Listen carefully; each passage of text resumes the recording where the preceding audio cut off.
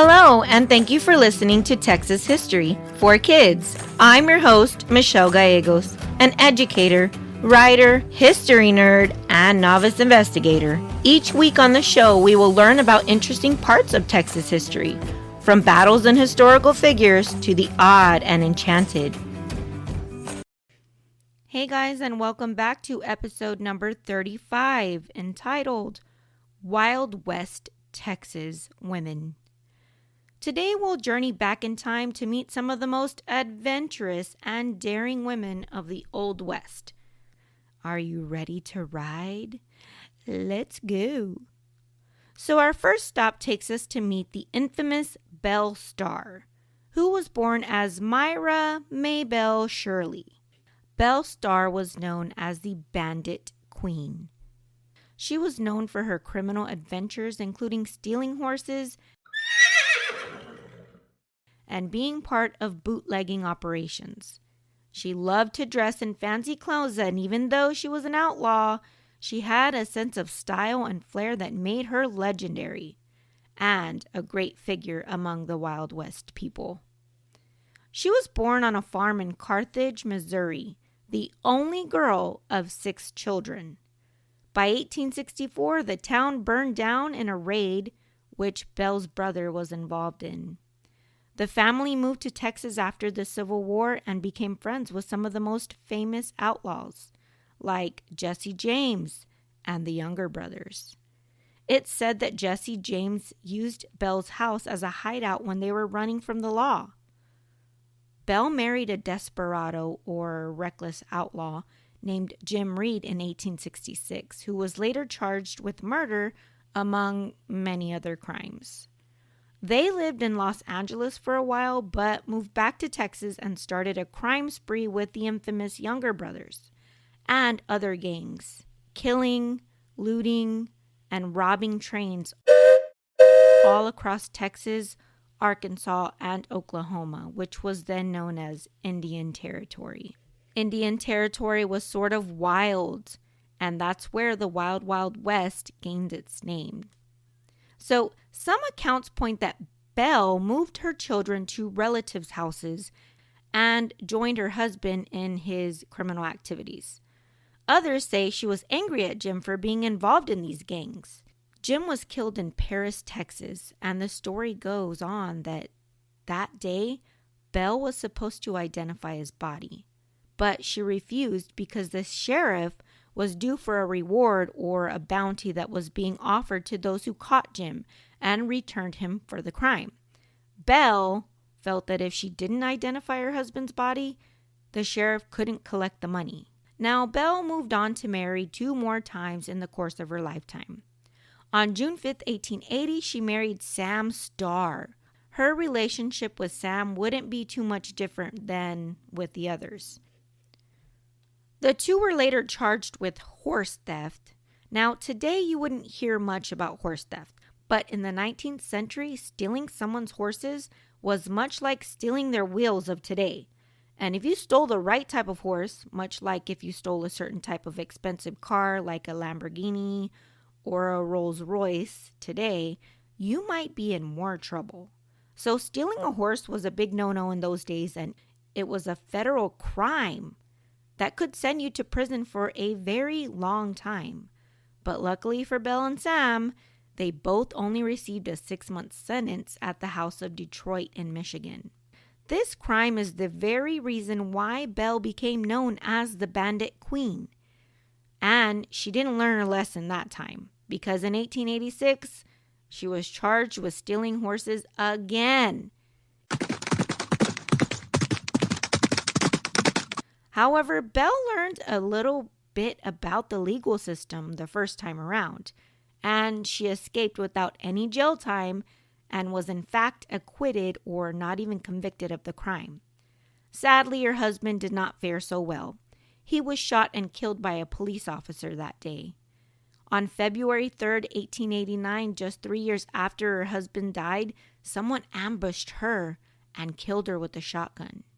The murderer has never been caught, although 2 men were suspects. Edgar Watson, who Belle had threatened to turn him in for murder in previous years, and the other was her son, Ed, who was in a fit of rage and revenge to get back at her for beating him pretty badly after he abused one of her horses. Nobody was ever charged in her death, but how ironic is that? Next, we have Big Nose Kate Elder. Among half a dozen other aliases, her real name was Mary Catherine Horney, and she was originally from Hungary. Kate traveled to Texas and became a close companion of the famous gunslinger Doc Holliday. Now, Kate wasn't a gunslinger herself, but she was known for her fiery temper, lawlessness, and her loyalty to Doc Holliday. She often found herself in the middle of Wild West adventures, and her strong spirit made her a memorable character in history. While the dance hall girl was attractive, she did have a prominent nose, or big nose, so many nicknamed her Big Nose Kate. Katie never hid the fact that she was wild, tough, and a woman who drank a lot. She carried a gun, and she worked as a lady of the night. In 1877, Katie met Doc Holliday in a saloon in Fort Griffin, Texas. Doc was a famous dentist, serious gambler, and most notable gunslinger. The story goes, Doc had stabbed a man to death in a saloon one night where Katie was working. She helped him escape from the police, and they developed a wild friendship. Later, they moved as a couple to the infamous town of Tombstone, Arizona, where Katie made a terrible mistake. One night, while she had had way too much to drink, she was tricked into signing an official paper as a witness that Doc Holliday was an outlaw that had robbed a stagecoach earlier that year. Doc, of course, was angry and felt betrayed, so he dumped her. The next morning, Katie realized what she had done and recanted her statement. Doc Holliday, on the other hand, did not accept it, and they still remained broken up. He was later freed of all his charges, however. So we're going to talk more about Doc a little bit later in this episode. I think it's very important to know Katie's story of growing up to understand how she became a woman of the wild, wild West. Now, despite her wild and outrageous lifestyle, Katie was born into a rich family in Hungary. Her father was a doctor. She was well educated and went to very prominent schools. She even spoke several languages, including Hungarian, French, Spanish, and English. Her life took a turn, however. This is what many believed led Katie to her life of crime. Hey guys, are you loving this podcast? Take your learning to the next level with our exclusive comprehension reading passages, resources, and activities. Each episode comes with a special link where you can purchase these valuable tools for just $3 or less. And guess what? The first 5 episodes come with these resources absolutely free when you sign up for the monthly newsletter. Perfect for kids eager to dive deeper into the amazing tales of Texas. Get your resources now by clicking in the link in our episode descriptions to access fun and educational materials that complement our stories. Maximize your learning. There is an activity for each episode, and all are designed to make history exciting and interactive, ensuring you remember every fascinating fact we talk about. Don't miss out on this great opportunity to turn listening into learning. Start exploring today.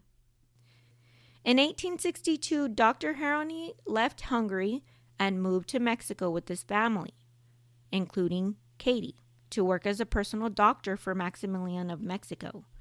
When Maximilian's government fell apart in 1865, Dr. Haroni brought his family to Davenport, Iowa. Sadly, Kate's mother passed away in March, and her father, Dr. Haroni, died in May of that same year, both of unknown causes. Katie was just 14 years old then, and she was placed under the foster care of Otto Smith. 3 years later, Katie ran away and hid in a steamboat that was headed for St. Louis, Missouri.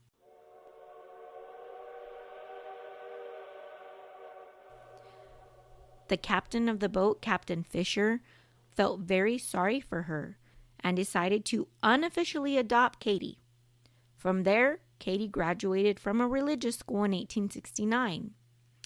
But by 1874, she was an adult and moved on with her life, moving to Dodge City, Kansas, where it is said she met Jesse Earp, who was one of the brothers of the famous Wyatt Earp, at a saloon. By 1878, she moved to Texas, where she met Doc Holliday through Wyatt Earp. She fancied Doc mostly because he was well-educated, well-dressed, and a Southern gentleman, unlike many of the idiotic cowboys she had met this far. He wasn't just a simple cowboy, and this reminded Katie of her father. There's a story from Wyatt Earp that he shared about how Katie had helped Doc Holliday in Fort Griffin. Doc was dealing cards during a game of poker to Ed Bailey, who was a well-known bully. He kept breaking the rules by looking at the cards during the game. Now, despite warnings, Bailey continued on, even though Doc had already told him to stop. So Doc took the pot without showing his hand, and this really ticked off Bailey, who pulled out his pistol. But Doc was ready, as usual, and quickly slashed him with a knife in self-defense. Ah! Doc was arrested and held in a hotel because at that time, there wasn't a jail. A group of angry men formed outside to seek revenge on Doc and were ready to break down the doors of the hotel where Doc was staying. But just then, Big Nose Kate set a shed on fire, which created a distraction for the angry mob. While everyone fought the fire, Kate managed to disarm the officer who was guarding Doc Holliday. She threatened him with 2 pistols in her hands. She managed to escape with Doc. After hiding throughout the night, they traveled to Dodge City, Kansas, the next morning on horses that they had stolen.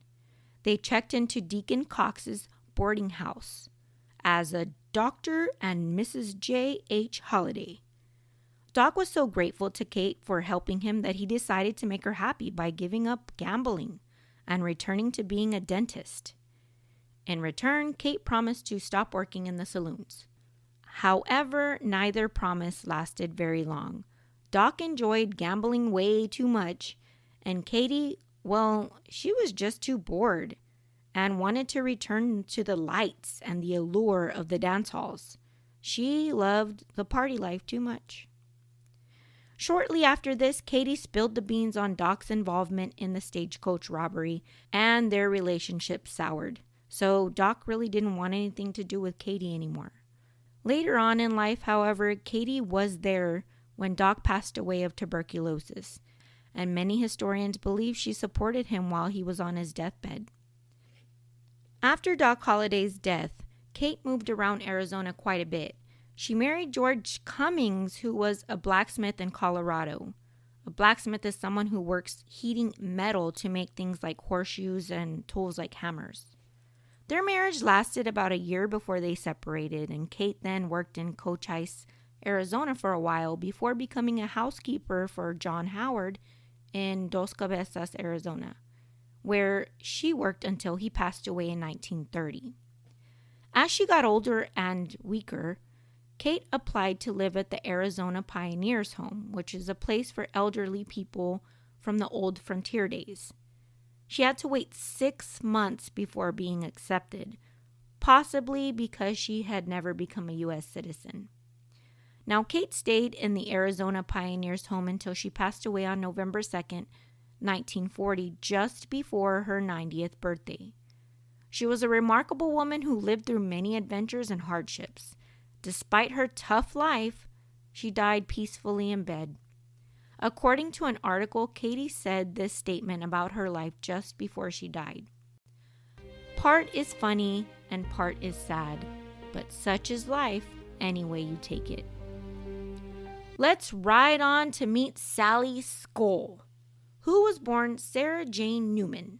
Sally was a tough and fearless woman who lived in Texas during the mid-1800s. She was a skilled horse trader and rancher, and she knew how to handle a gun just as well as any cowboy. Now, Sally was known for her bravery and her business smarts. She was a real trailblazer, showing that women could be just as tough and capable as men in the Wild West. Sally arrived in Texas with Stephen F. Austin's colony. She was said to have a fiery temper and was known for wearing men's clothes, which was unusual for women of her time. Her reputation was built on numerous stories of her bravery and sometimes violent actions. During the Texas Revolution, Sally married Jesse Robinson, who was a Texas Ranger. But the marriage was short-lived, and she later married George Skoll and had 2 children, Nancy and Alfred. After George died, Sally took up various jobs, including running a ranch and driving cattle, which were not easy. She became famous for her ability to drive cattle through very dangerous territories, a job that required not only skill, but also the ability to fight off bandits and Native American raiders.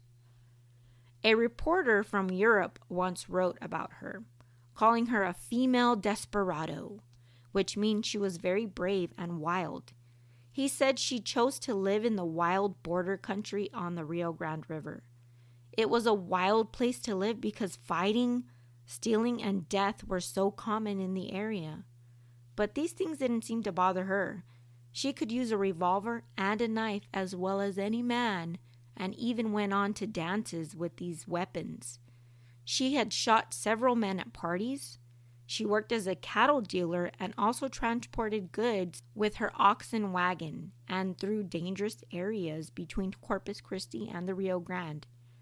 She rounded up wild horses and traded them in markets when she got into town. Now, rounding up wild horses was no easy task of itself. It was very dangerous, and those horses could actually kill her, but she didn't mind. She was not afraid of the hard, back-breaking work that was required in the 1800s. When the Civil War started, Sally stopped trading livestock and began transporting Confederate cotton to Mexico so it could be shipped to Europe. She ran wagon trains that carried cotton from Allentown to the Colorado River to Matamoros. On the way back, she brought imported goods to the railroad. No one knows for sure when or how Sally died. Some stories say her last husband killed her for her gold and buried her in a shallow grave. Others say she moved to live with a relative near El Paso. The last written record of her is from the Goliad District Court, which shows she was accused of perjury or lying while testifying in a court setting on May 4th, 1866, but she was later found not guilty on May 11th. What an incredible stories these women had.